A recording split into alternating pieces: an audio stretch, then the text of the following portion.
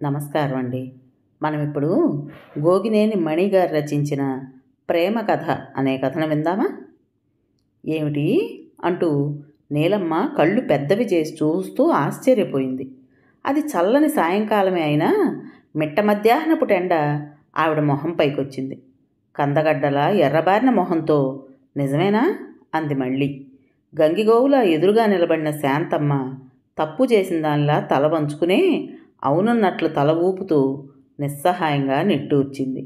ఆవిడే పెళ్లి కూతురు తల్లి. నీలమ్మ విసురుగా మాటల తోటాలు వదిలింది. నా కొడుకు మీ అమ్మాయినే చేసుకుంటానని అనడమే నాకు విడ్డూరంగా అనిపించింది. ఇప్పుడేమో మీ అమ్మాయే ఈ సంబంధం వద్దని చెప్పడం ఇంకా వింతగా ఉంది. ఈమెగారి అందచందాలను మెచ్చి ఇంతకన్నా గొప్పవాడొస్తాడని అనుకుంటోందా ఏమిటి? అంతట్లోనే ఎవరూ ఊహించని విధంగా అప్పుడే పెళ్లిచూపుల తతంగం ముగించిన అమ్మాయి లోపలి గది నుండి వాళ్ళు కూర్చున్న చోటుకొచ్చి నీలమ్మ వైపు చూస్తూ ధాటిగా చెప్పింది. రేపు మమ్మల్ని చూసిన వాళ్ళంతా కాకి ముక్కుకు దొండపండు అనే సామెతను గుర్తు చేసుకుని నవ్వుకోకూడదనే నేను ఈ నిర్ణయం తీసుకున్నాను. గంతకు తగ్గ బొంతలాంటి వాడు నాకు సరిపోతాడు. మీకు ఇప్పుడు అర్థమైందిగా. ఇక మీ కొడుకు ఎందుకు కోరి వచ్చాడో నేనెలా చెప్పగలను? మీరే అడిగి తెలుసుకోండి. ఆ అమ్మాయి ఆ రెండు మాటలు చెప్పేసి ఒక్క నిమిషం కూడా ఆగకుండా లోపలకు రివ్వున వెళ్ళిపోయింది. నీలమ్మ కొడుకు వైపు నిరసనగా చూసి, బాగానే అయిందిగా, ఇక వెళదాం పద అంటూ లేచి నిలబడింది. అతను తల్లితో ఒక్క నిమిషం ఉండమ్మా అంటూ ఆ అమ్మాయి వెళ్ళిన గదివైపుగా వెళ్ళి 2 నిమిషాల్లో తిరిగి వచ్చాడు చిరునవ్వుతో. ఆ అమ్మాయి పెళ్లికి అంగీకరించిందమ్మా.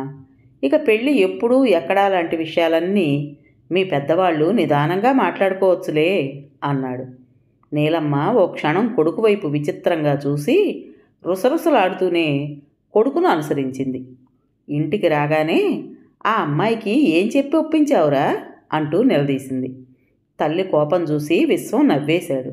గంతకు తగ్గ బొంతలా మారడానికి నేను నా రూపురేఖల్ని ఎలా మార్చుకోవాలో చెప్పమని ఆ అమ్మాయినే సలహా అడిగాను. నా వైపు ఆశ్చర్యంగా చూసి నేనేదో ఉద్యోగం చేసి బాగా సంపాదిస్తున్నానని అనుకుంటున్నారేమో. నాది చాలా చిన్న ఉద్యోగం అని, అది కూడా పెళ్లి తర్వాత మానేస్తానని చెప్పింది. నేను నాకేం అభ్యంతరం లేదు అన్నాను. ఉద్యోగం చేయడం మానడం అనేది పూర్తిగా తన ఇష్టమేనని చెప్పేశాను. అప్పుడు ఆ అమ్మాయి సరేనంది. అసలు ఆ అమ్మాయి అంటే అంత మోజు ఎందుకు వచ్చిందో అది చెప్పు అంటూ మళ్ళీ రెట్టించింది నీలమ్మ. ప్రేమ అంతే అనేసి ఊరుకున్నాడు. ఆవిడకు చిర్రెత్తుకొచ్చినా చేసేదేం లేక మిన్నకుండిపోయింది. అవతల పెళ్లి కూతురు కాదంబరి తల్లిదండ్రులకు కూతురు పెళ్లి విషయం వింతగానే ఉంది. మీ అమ్మాయిని చూడటానికి వస్తున్నాం అని మధ్యాహ్నం కబురు పంపి సాయంకాలం వచ్చారు తల్లి కొడుకు. వాళ్ళు తమకు 2 వీధుల అవతలుంటున్న వాళ్లేనని వీళ్ళకి అప్పుడే తెలిసింది.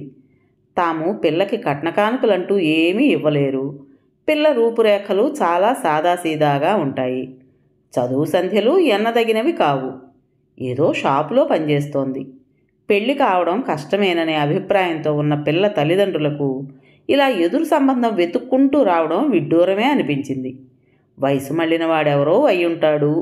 పిల్లని చూడటానికి వచ్చినప్పుడు కట్నం ఇవ్వలేని తమ స్థితిగతులు తెలుసుకుని వాళ్లే వెనక్కి వెళ్ళిపోతారని వాళ్ళు ఊహించారు. అయితే వాళ్ళ అంచనాకి భిన్నంగా అబ్బాయి చిన్నవాడు, అందంగా ఉన్నాడు, మంచి ఉద్యోగమూ ఉందని తెలిసి మరీ ఆశ్చర్యపోయారు. పెళ్ళి జరిగిపోయింది. విశ్వం సరదాగా హుషారుగా ఉన్నాడు పెళ్లిలో. కానీ నీలమ్మ పెళ్లి కూతురు కాదంబరి మాత్రం ఆ పెళ్లికి కారణం తెలియకనేమో ముభావంగా ఉండిపోయారు.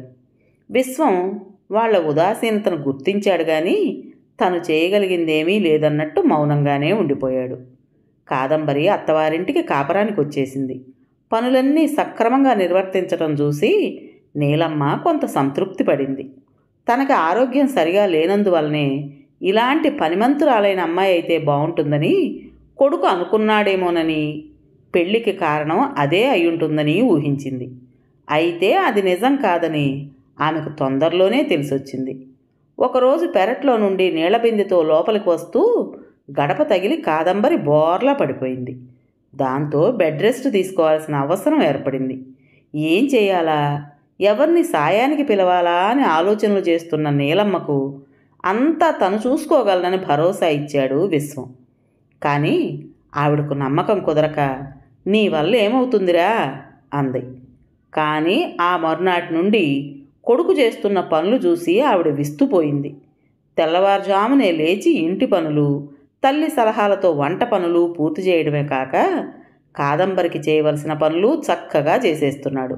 ఒళ్ళు తొడవటం దగ్గర నుంచి భోజనం చేయించడం వరకు కొడుకు చేయడం చూసి నీలమ్మ ఇలాంటి చాకరీ చేయాల్సి వచ్చిందేమిట్రా అంటూ నిట్టూరిస్తే విశ్వం, బావుందమ్మా, రోజు మనల్ని కూర్చోబెట్టి అన్ని పనులు చక్కబెట్టే కాదంబరి కొన్నాళ్ళు మంచం మీద ఉండాల్సి వస్తే ఈ మాత్రం చేయడం కూడా గొప్పేనా అన్నాడు. ఆ సమాధానం నీలమ్మకే కాదు, కాదంబరికి విచిత్రంగానే అనిపించింది. ఇప్పుడు ఇంట్లో వాళ్ళు ముగ్గురే కాకుండా ఇంకో చిన్నపిల్లాడు ఉన్నాడు. ఆ పిల్లాడి పనులన్నీ మంచం మీద నుండే కాదంబరి చెబుతూ ఉంటే విశ్వమే తల్లి సాయంతో చేసేస్తున్నాడు. ఆ మధ్య విశ్వం పిలుపుతో ఆ ఇంటి అల్లుడు కాంతారావు వీళ్ళింటికి వచ్చాడు. 5-6 ఏళ్ల క్రితం విశ్వం అక్కయ్య యాక్సిడెంట్లో చనిపోయింది. కాంతారావుకు మళ్ళీ పెళ్లి చేయాలని అతని పెద్దవాళ్ళు ప్రయత్నాలు చేస్తుంటే చాలా సంబంధాలు అతని 3 ఏళ్ల కొడుకును చూసి వెనక్కిపోయాయట. ఈ విషయం తెలిసిన విశ్వం అతనిని ఓసారి పిల్లాడిని తీసుకురమ్మని పిలవటం జరిగింది. అతను వచ్చిన రోజున నీలమ్మ ఎవరో దగ్గర బంధువులను పిలిపించి ఆ పిల్లాడి పేరున వాళ్లకున్న పొలంలో ఎంత పెడతారు, పోషణ వివరాలు లాంటివన్నీ మాట్లాడుతుంటే కాదంబరి వాళ్ళ దగ్గరకు వచ్చి ముడుచుకుపోయి కూర్చున్న ఆ చిన్న పిల్లాడిని తీసుకుని లోపలికి వెళ్ళబోయింది. నీలమ్మ కాదంబరితో, ఏ విషయమూ తేలకుండానే ఇంట్లోకి తీసుకువెళ్తున్నావెందుకు అని నిలదీసింది. వీడికి ఈ వయసులో కావాల్సింది అమ్మలాలన మాత్రమే, అది నేనివ్వగలను. ఇక ఆస్తిపాస్తుల వ్యవహారం మీ పెద్దవాళ్ళు చూసుకోండి, దానితో నాకేం సంబంధం లేదు. పిల్లాడు పెద్దయ్యాక స్వతంత్రంగా బతకగలిగేలా చదువు సంధ్యల బాధ్యత చూసుకుంటే సరిపోతుంది అని కాదంబరి చెప్పేసింది. కాంతారావు వెంటనే లేచి నిలబడి, నా పిల్లాడికో బంధం ఏర్పడింది, వాడి గురించి నాకిక దిగులు లేదు. ఇక పొలం ఎంత ఏమిటి అనే విషయాలు పెద్దలు ఎలా అంటే అలాగే చేస్తాను, కాదనేదేం లేదు అంటూ వెళ్ళిపోయాడు. అలా వాడి పెంపకం కాదంబరి చేతుల్లోకి వచ్చేసింది.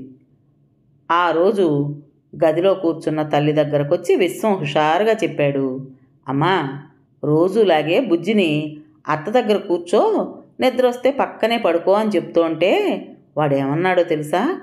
అత్త కాదు అమ్మ అన్నాడు.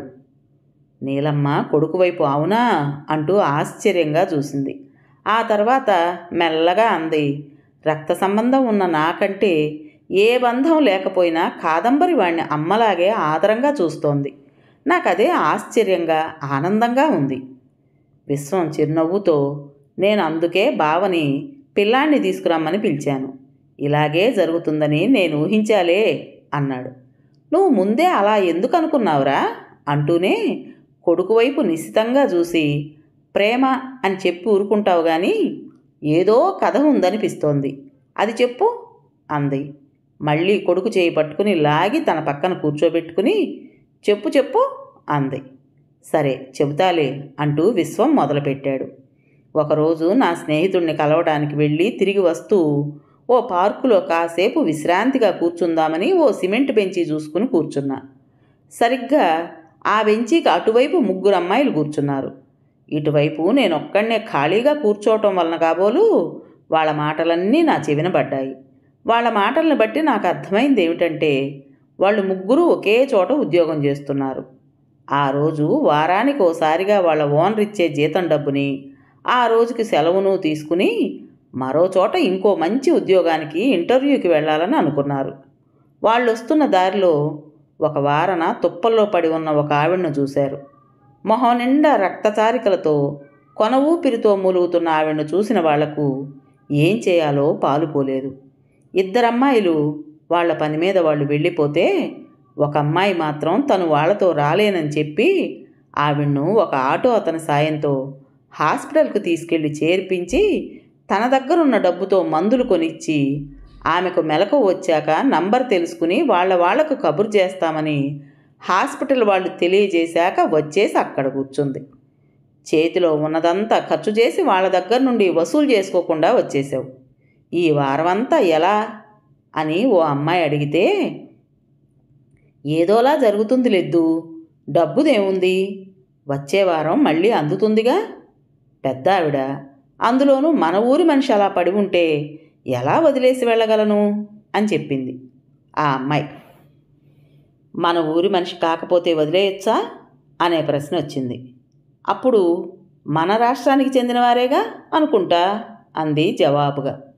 మన రాష్ట్రానికి కాకుండా ఏ ఉత్తరాది వాళ్ళో అయితే పట్టించుకోనక్కర్లేదంటావా అనే ప్రశ్న మళ్ళీ వచ్చింది.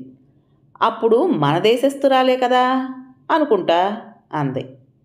ఏ విదేశస్థులో అయితేనో అని అడిగితే, అప్పుడు కూడా ఎవరిదైనా ప్రాణమేగా, మనుషులమేగా అనుకుంటా, అంతేనా అంటూ నవ్వుతూ వాళ్ళకి జవాబు చెప్పి లేచి నిలబడింది ఆ అమ్మాయి. నేను అప్పుడు తల తిప్పి చూశాను. ఒకే ఒక సెకండ్ సేపు చూసినా చాలా సాదాసీదాగా అనిపించే ఆ అమ్మాయిలో అపూర్వమైన అందమేదో నాకు కనిపించింది. ఆ అమ్మాయి మాటల్లో వెల్లివిరిసిన ప్రేమతత్వం, మానవత్వం వలన కాబోలు. వాళ్ళు వెళ్ళిపోయిన కాసేపటికే హాస్పిటల్ నుండి నాకు ఫోన్ వచ్చింది. మీ అమ్మగారు ఎక్కడికో వెళ్తూ ఉంటే దొంగలెవరో మెడలోని గొలుసు కోసం గాయపరిచి రోడ్డు వార తుప్పల్లోకి లాక్కెళ్ళి పడేసిపోయారు. ఎవరో అమ్మాయి చూసి ఇక్కడ చేర్పించింది. ఇప్పుడే ఆమెకు మెలకు వచ్చింది అని చెప్పారు. పార్కులో ఆ అమ్మాయిలు మాట్లాడుకున్నది నీ గురించేనని నాకు అర్థమైంది. అప్పుడు ఎదురు తిరగటం వల్లనే అలాంటి అనర్థం జరిగిందని నువ్వు చెప్పావు. తర్వాత జరిగింది నీకు తెలిసిందేగా అమ్మా. కొన్నాళ్ళ తర్వాత మనకు దగ్గరలోనే ఒక వీధిలో ఆ అమ్మాయి కనిపించేసరికి వెంబడించి అడ్రస్ తెలుసుకున్నాను.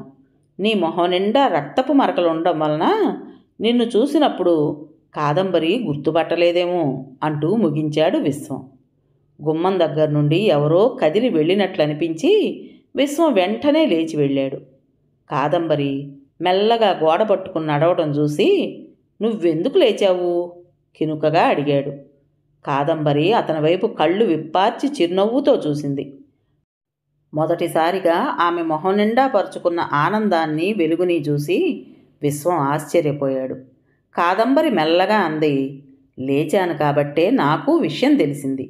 నాలోని ప్రేమతత్వాన్ని గుర్తించి గౌరవించిన మీలోని దైవత్వానికి తలవంచి నమస్కరిస్తున్నా అంటూ భావోద్వేగంతో విశ్వం చేతుల్లో మొహం దాచుకుంది కాదంబరి. నీతో కలిసి జీవితం పంచుకోవడం వల్ల నా జీవితం ఆనందంగా గడిచిపోతుందనే స్వార్థమే తప్ప ఇందులో నా గొప్పతనం ఏమీ లేదు అన్నాడు విశ్వం. కోడల్లోని అందాన్ని మొదటిసారిగా గమనించిన నీలమ్మ ఆనందంగా మనసులోనే వాళ్ళని ఆశీర్వదించింది. కథ పేరు ప్రేమ కథ.